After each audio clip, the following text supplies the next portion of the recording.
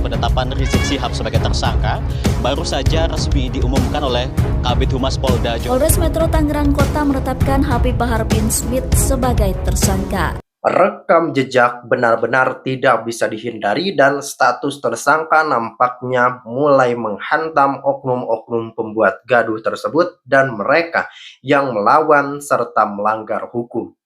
Namun rekan-rekan, poin yang paling krusial di sini adalah kita sebagai bangsa Indonesia tentunya tidak boleh masuk dalam pusaran adu domba, intrik-intrik, antek-antek asing yang selalu disinggung dan disampaikan oleh Pak Presiden Prabowo Subianto dalam berbagai kesempatan. Artinya rekan-rekan, di sini Pak Presiden sudah mulai membaca bagaimana pola jahat dari oknum-oknum pembuat gaduh itu benar-benar menyebarkan virus adu domba di dalam negeri, dan tentu saja ini menghasilkan sebuah kegaduhan dan kekisruhan.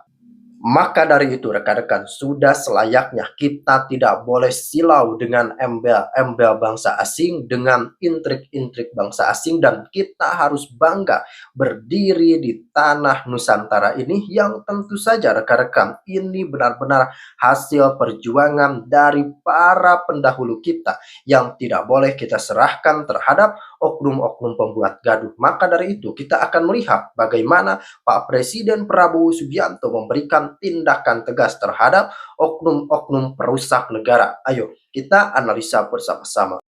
Kenapa sih kita harus mengolok-olok, menjelek-jelekan, merendahkan, menghina, menuduh-nuduh? Semua dilakukan untuk apa kalau hanya untuk main-main? Kan mesti ada kepentingan politiknya di situ. Tapi sekali lagi mestinya dalam masa-masa ekstrim seperti ini kita konsentrasi untuk hal yang besar, untuk strategi besar negara, untuk kepentingan yang lebih besar bagi negara ini. Misalnya tadi yang berkaitan dengan menghadapi masa-masa ekstrim, menghadapi masa-masa perubahan karena artificial intelligence, karena humanoid robotic, sehingga jangan malah kita energi besar kita pakai untuk urusan-urusan yang sebetulnya menurut saya urusan ringan. Aduh, kasihan banget ya. Pesertanya diminta jalan setahun tanpa digaji demi idealisme. Naik motor keliling Indonesia, bikin video, ngambil foto dokumenter yang katanya demi perubahan dan suara rakyat. Tapi di belakangnya ternyata bosnya cair miliaran rupiah dari George Soros. Nih proposalnya nih. Ada pendana miliar rupiah buat produksi narasi kampanye digital dan gerakan sosial politik. Totalnya sampai 1,28 miliar. Mantap.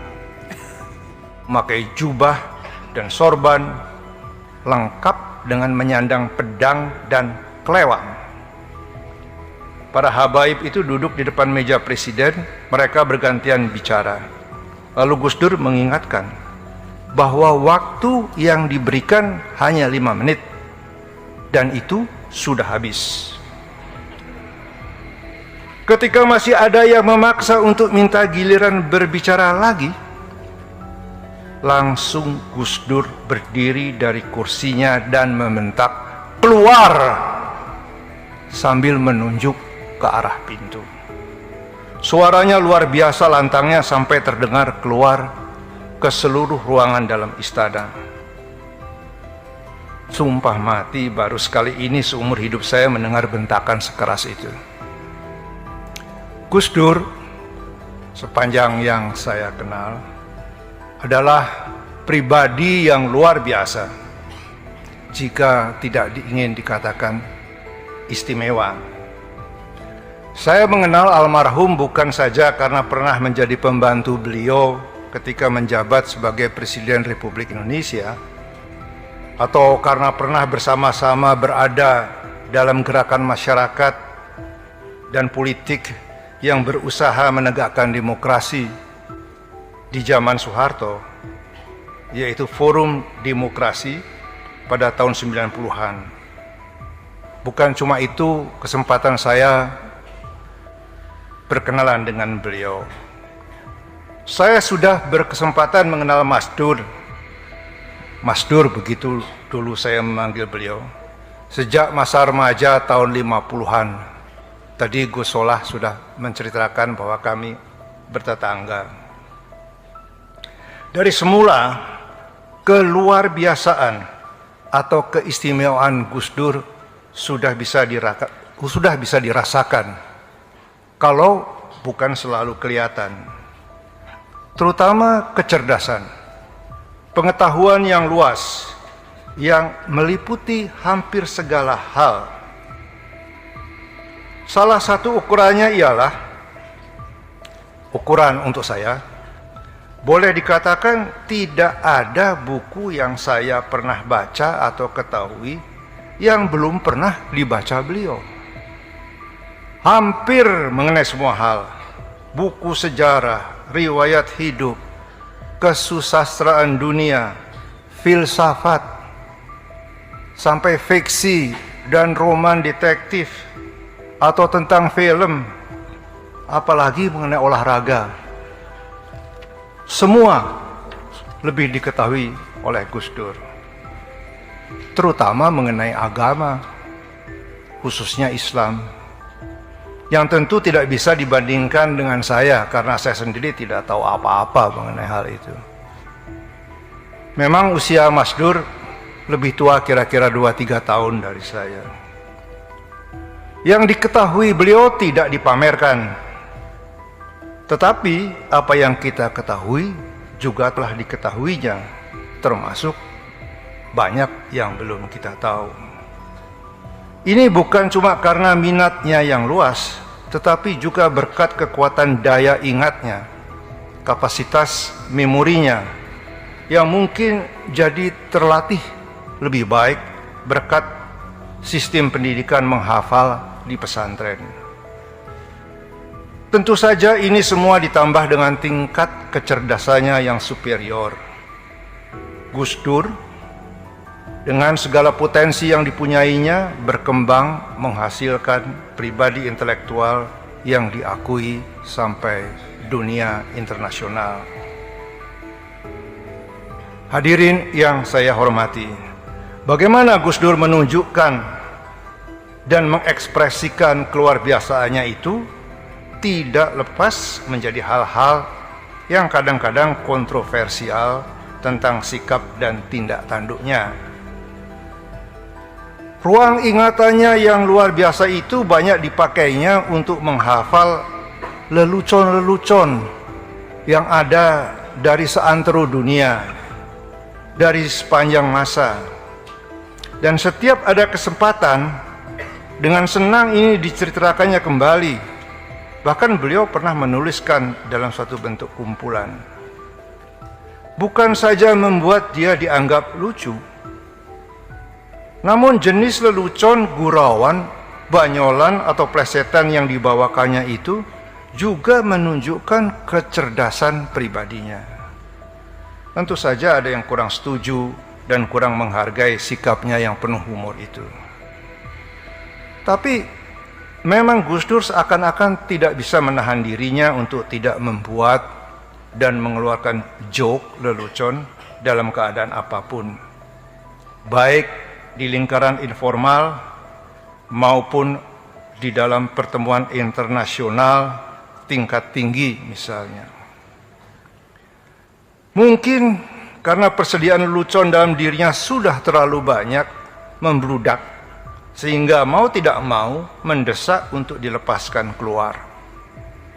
Dengan kepala negara dan kepala pemerintahan, hampir setiap kali bertemu selalu ada lelucon yang disampaikan. Semua ikut tertawa, tak ada yang berkeberatan atau melecehkan. Dan itu tidak mengurangi kekaguman akan kadar intelektualitas di mata mereka, intelektualitas Gus Dur. Saya bukan ahli ilmu jiwa, bukan ahli psikologi, tetapi mungkin juga dorongan untuk berkomunikasi melalui guyon dan lelucon ini adalah bagian dari Gus Dur untuk secara tidak sadar keluar dari formalitas yang kaku, yang barangkali dianggap mengungkung dirinya. Itu mengenai salah satu sisi dari Gus Dur. Tidak setiap kali Gus Dur bersikap dari sisi rasa humornya saja. Ada saat di mana beliau secara serius menyindir dengan tajam atau menghardik dengan amat keras. Keras bukan cuma isinya saja, tapi dengan suara yang amat kencang, menggelegar. Saya ingin beri dua contoh peristiwa mengenai kedua hal itu. Yang pertama, menyindir dengan tajam. Kita semua masih ingat ketika masih di hari-hari pertama menjabat jadi presiden, di muka sidang paripurna DPR, Gus Dur dengan kesal menamakan DPR seperti taman kanak-kanak. Diucapkan langsung tanpa diselimuti dengan basa-basi. Semua kaget dan protes. Gus Dur tetap tenang, bergeming, tidak menarik kembali pernyataannya, apalagi meminta maaf.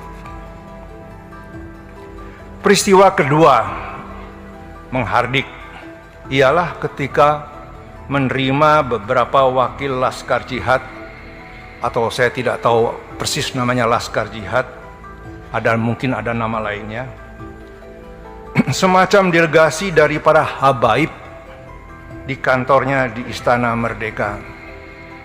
Saya yang tidak mengerti gramatika bahasa Arab, saya tanya sama Gus Dur, habaib itu apa?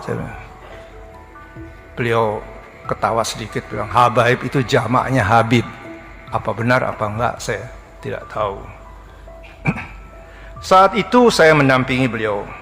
Semula Presiden Gus Dur menolak untuk menemui mereka yang berdemonstrasi di depan istana memakai jubah dan sorban lengkap dengan menyandang pedang dan kelewang.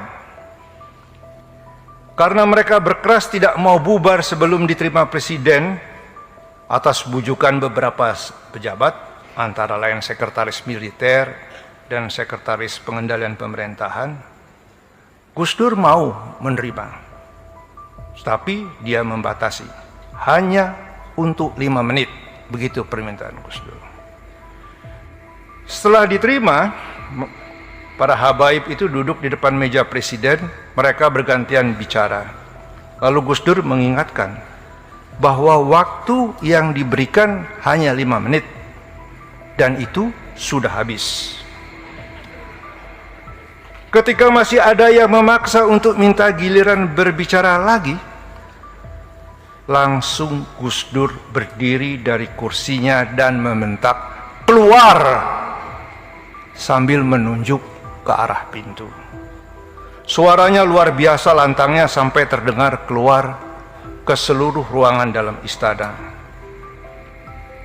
Sumpah mati, baru sekali ini seumur hidup saya mendengar bentakan sekeras itu. Yang lucu dari peristiwa ini ialah karena penglihatan Gus Dur sudah tidak berfungsi, maka arah telunjuknya bukan ke pintu keluar tetapi ke pintu samping dari ruangan kantornya.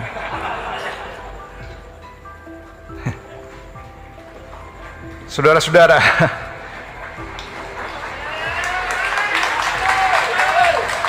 bagi saya episode itu menunjukkan bahwa Gus Dur punya penilaian sendiri. Paling tidak dia tidak terpengaruh oleh pakaian luar, sorban, jubah, kelewang, pedang, habaib.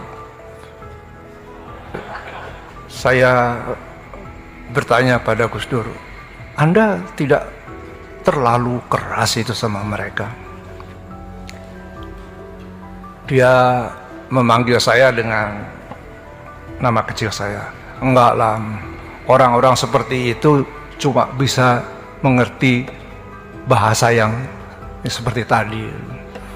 Jadi dia bilang, dia sebut nama etnis orang-orang seperti saya, tidak sebut kembali, hanya bisa mengerti seperti itu. Jadi dia mau mengatakan, dia mau gertak saya gertak lebih keras.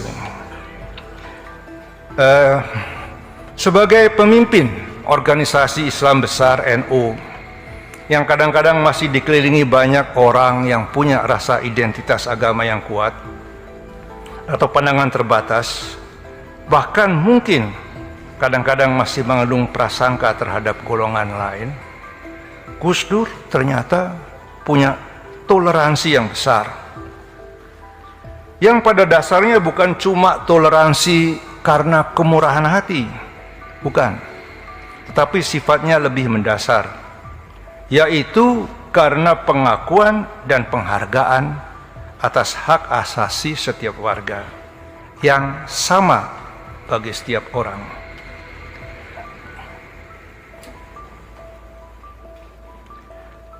Karena itu,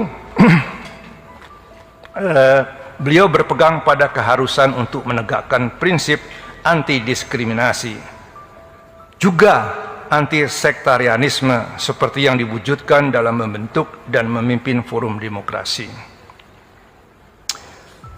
Ini ada suatu cerita mengenai toleransi, mengenai Gus Dur dan kepemimpinan beliau. Beberapa saat setelah memegang jabatan presiden, Gus Dur menerima keluhan dan permintaan dari teman-temannya dari golongan minoritas keturunan Cina agar diperbolehkan merayakan Hari Raya Imlek yang sejak Orde Baru berdiri dilarang pemerintah untuk diperingati. Itu barangkali ada hubungannya antara Cina dan RRC dan komunis sehingga dilarang. Gus Dur melihat larangan itu sebagai pengekangan atas kebebasan hak warga negara untuk menjalankan keyakinan dan kepercayaannya secara terbuka, yang sebenarnya dijamin dalam konstitusi Undang-Undang Dasar. Lalu Gus Dur memanggil saya, menanyakan apa yang bisa dilakukan. Karena larangan itu dulu dibuat melalui sebuah peraturan perundang-undangan. Saya kemukakan larangan itu dimuat dalam sebuah peraturan Menteri Dalam Negeri. Tapi apabila Presiden menghendaki, bisa dicabut atau ditiadakan melalui sebuah keputusan Presiden yang tingkatnya lebih tinggi, walaupun cara ini tidak lazim. Gus Dur tanpa ragu-ragu setuju segera menandatangani keputusan Presiden yang menyampingkan atau mencabut peraturan Menteri Dalam Negeri tersebut. Begitulah pada Februari tahun 2000, masyarakat keturunan Tionghoa bisa dengan terbuka merayakan Hari Raya Imlek untuk pertama kali sejak 30 tahun dilarang di bawah Orde Baru. Gus Dur melakukannya tanpa gembar-gembor demi Pancasila dan sebagainya, atau mengharap keputusannya itu dipandang sebagai hadiah atau berkat dari Presiden Abdurrahman Wahid, namun sekadar sebagai kewajaran mengembalikan kebebasan demi keadilan yang merupakan hak setiap warga negara, sesuatu yang harus terjadi, wajib untuk dilakukan, bukan sebuah keistimewaan.